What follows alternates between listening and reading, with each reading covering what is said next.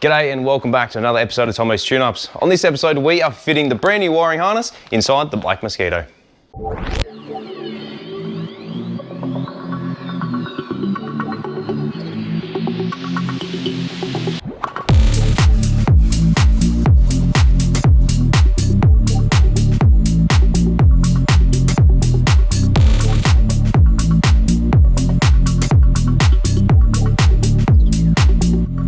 So welcome back to Tomo's Tune-Ups. So like I said, we are putting the new wiring harness inside the Black Mosquito.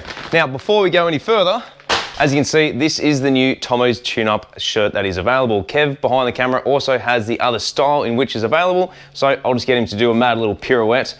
So at the front, we have the small logo, and then at the back, that's it, we have the larger logo. So they are the two different types available on my shop, and you can check it out in the link in the description above. Essentially, just send me a message on Instagram and we'll get going from there. So what we're going to be doing is looking into the old wiring harness. Now, the customer actually did some pretty due diligence and labeled everything. So what we're going to do is lay out the old harness. We're going to put the new one side by side and then relabel everything to make sure that anything we need to change over, we can do so now.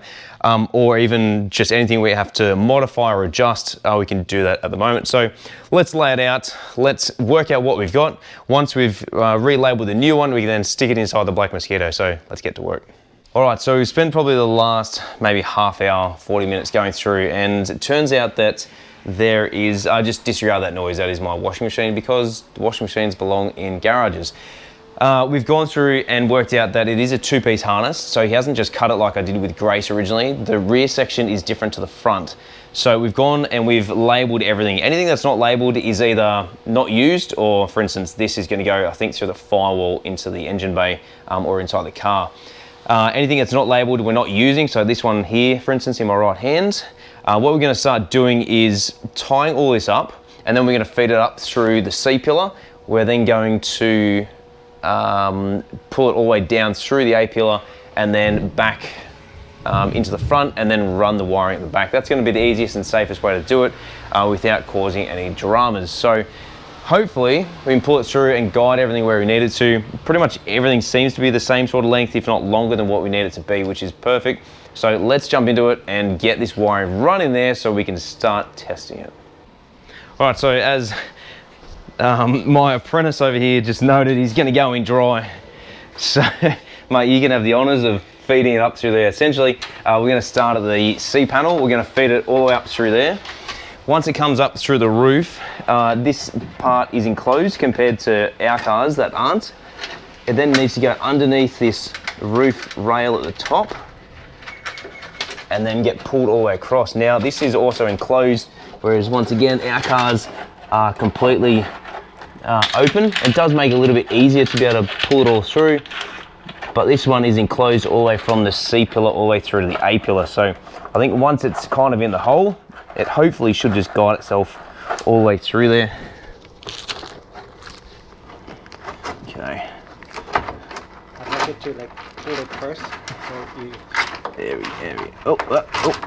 Hang the back. Yeah, so if you thread it in first, pull it, I'll yank it.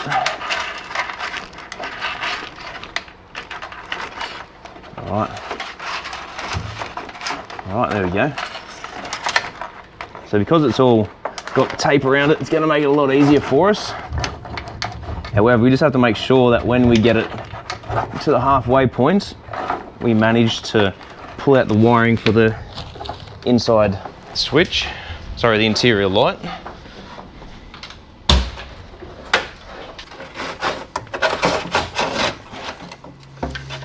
Okay, that's all. Oh, that's the demister, so you got to pull that back through. Oh, actually no, that'll sit there. Yep. Okay.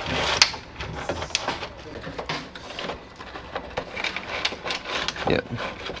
Cool. It's coming through just ever so slowly. That's it.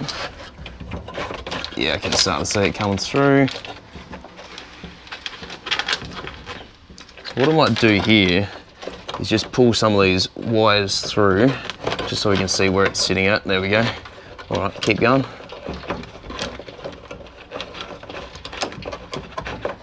Yep.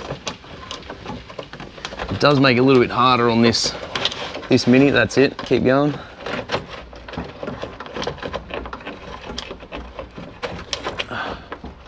Yep, keep going.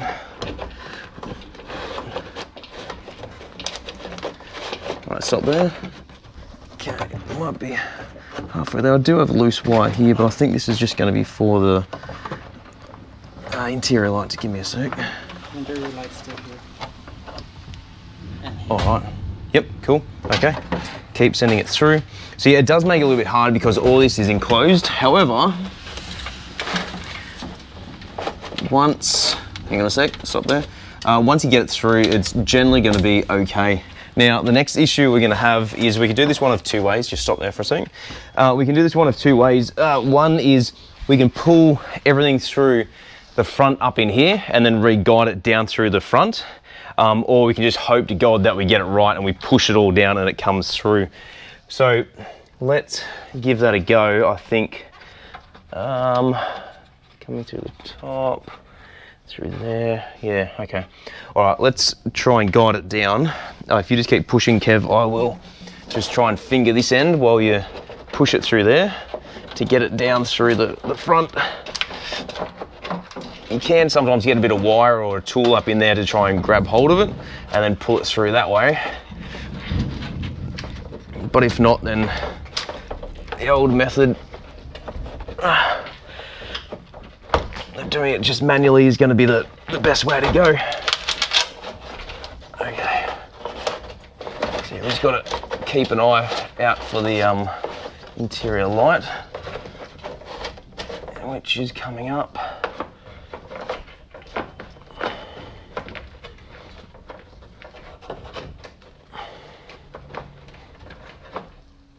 Come on. Just give me a sec, I'm just trying to get my fingers around it.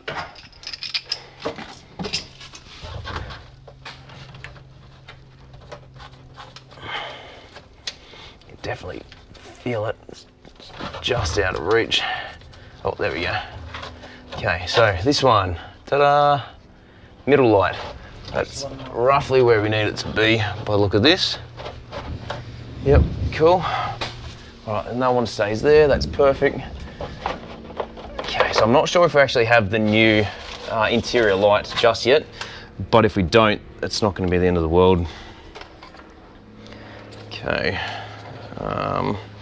now what we'll do is feed this one down through here, that way we can just guide it with exactly where we need it to be, and then hopefully it should just pull straight out at the front. Never pull out.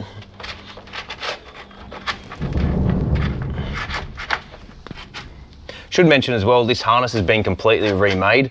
He wanted the added satisfaction and joy of knowing that the harness that's going in there is brand new and you're not reusing anything, so you're not having existing problems. Realistically, you're only going to have new problems if there's any issues with the wiring, which I don't imagine we're probably going to, considering they're a pretty reputable brand in which he's used. It's one of those things you just got to be a little patient with when you put it all together. As you can hear, there's a massive thunderstorm happening. We've had storms the last couple of days, and it is now muggy as hell, hence the sweat on my brow. And it's not just from fingering this either. It's literally just on the other side of this inner panel just here, but trying to get access to it is going to be the hardest part. There we go. I would say because this end is quite loose, you'd probably find all the wires are probably just bunched up at the bottom, aren't able to come out properly, so just realigning with where they all need to be and then pushing the harness back through.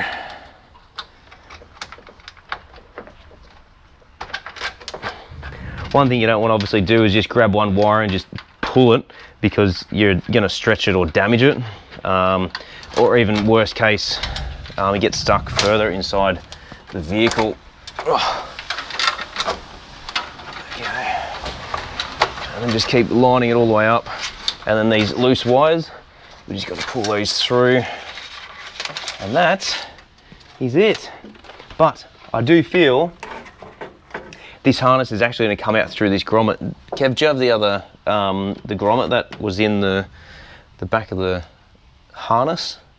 Kev pulled one apart before to pull it all apart because he said it would make it easier to pull through, which I imagine it probably is. He's going to, so that's the original grommet that he had in there. So let's just marry that up. Yeah, cool. So what we now need to do is just pull it back out around, down through here. Pull it through. So otherwise, if you'd fed this all the way through with the grommets in there, you'd probably have found that it would have gotten stuck, it had wedged itself somewhere, it'd remove itself, and then you'd be up the creek. So to save you losing extra components, anything you can do like this when you're fitting it, that you can remove, do so. And then that way, when you put it all together, you can ensure that what you start with is exactly what you're gonna finish with. Now, any of these unused wires, like I said, that aren't being used in anything, anyone that knows what they could be for throughout the episode, can you please just let us know in the comment section? It'd be really good to know exactly what everything does, where it goes, what models came out with what, just so we get a bit better of an idea. Here in Australia, we didn't get a great deal of options, but as you know, on a classic Mini, they're not, you know, super inundated with features and components and stuff. So anyone overseas that has a classic Mini with some stuff that we don't have here in Australia, please just let us know. It'd be really good to hear about all the extra things that you guys got overseas that we didn't.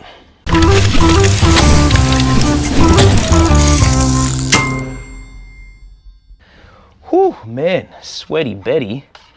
Okay, so we've got this one here, which is the sensor for the door. So that'll just come straight through here. And then this one goes to the other side. So we've got to work out exactly where that goes. I think it might run underneath the dash, to be honest. By the look of this, I'm not 100% sure, but I can work that out. That wasn't in there? Okay, cool. Let's maybe just push that up there as far as we can. But we're gonna have to get this one through there because that's gonna be the other door sensor. So when you open the door, the interior light comes on. It's probably gonna rip that bit of tape off it, but YOLO, we know where it goes.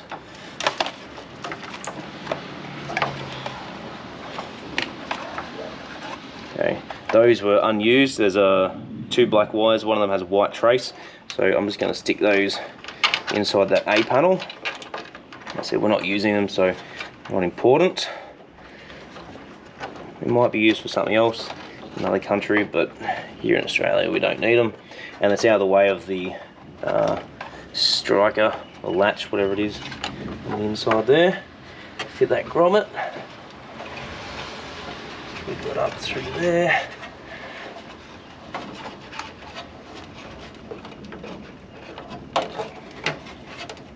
Sweet. Now these grommets are available from Minisport separate, so it just depends on what you want to do with the car as to how many you need and what sizes you're going to be needing. So if you're doing this sort of job, it is worthwhile adjusting them, replacing them instead of just trying to reuse the old ones. The old ones do deteriorate. It's exactly the same as a pair of shoes. You wear a pair of shoes for a couple of months, even 12 months, and then they start to wear out. So if you're doing this sort of thing and you do want to change it, now is the time to change it. Essentially now, we've got that seats at the front. Let's jump to the back of the car and get everything wired up how it should be. We're going to leave this wire here that's sitting at the front. That'll just remind us for the light switch on the driver's side. So when we come to do the front, we're going to run that wire first, get it through the interior switch. Once it's there, we can then start running the engine bay wiring harness, but let's jump to the back. All right, so I was just chatting to Kev about as we refit this, we can then go through and fit the fuel tanks on either side. Obviously this thing does have fuel twin tanks, so there's a hole either side, which we'll talk about that in a minute. Essentially what we need to do is make sure that we can fit the top nuts correctly. Now that the shocks are in there, it is important to make sure that you tighten these up now, because obviously once the fuel tank's in there, you're not going to be able to tighten up this nut whatsoever.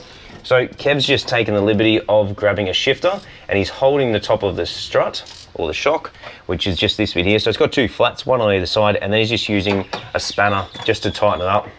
Now you should never use any sort of air tools or battery operated tools tightening these, especially struts, shocks, whatever it may be, simply because you can do damage to it. So what will happen there is as you spin it, it'll then twist the shaft, which, you know, most people probably think, meh, YOLO, it's fine, it's all good. It is not going to be all good. You can not only destroy the seal at the top of the shock, but also internally inside the shock absorber. Once you've done that, you can then pretty much guarantee your struts, shocks are not going to seal properly and they're not going to work, so you're going to damage it. And they do actually state on the shocks, do not tighten using air tools, rattle guns, anything like that, because you will destroy them. So support it with a spanner on the outside like Kev's doing. Use a spanner or a open-ended socket, whatever it may be, to be able to tighten it. Once you're happy with it, then grab the locking nut, stick it on top, tighten it up, Bob's your uncle, and then move on to the next side. All right, so Kev's just finishing off tightening up these. Essentially, when you buy new shocks, it does come with new nuts for it. So it'll come with the locking nut, and then it'll come with a standard nut. Now, somewhere in the move, I had lost the locking nut, but I'm just using, as you can see here, just a standard replacement nut there. So it's not the same, but it's fine. All it's doing is just locking there. All you need to do there is simply just apply pressure to one of the nuts and then tighten it using the other nut, so that way they lock together and it just prevents that nut coming undone. The last thing you want is for this nut to come undone and have to pull the fuel tank out or fuel tanks out to be able to adjust it. On most conventional classic minis that only run one tank, it's not a big issue because obviously the driver's side or the right-hand side of the vehicle or near side, wherever you are in the world, doesn't have a tank there, so it's not a big issue. But you do just need to make sure that you use a locking nut with it. If you don't have it, make sure you get one or something equivalent to it. Hopefully just going to cheat here. Yep, done. That's tight. That's all it needs to do to be able to hold it. We've decided to cut the episode here. It is getting quite lengthy. Essentially, we're just up to the rear lining at the moment, so we're going to run all this through. We're going to do that in the next episode just to save us getting too involved now. Once the rear wiring is in, we're then going to fit both the petrol tanks, and then we can start on the wiring in the engine bay and inside the car. So thank you very much for watching. We'll see you on the next episode of Tomo's Tune-Ups.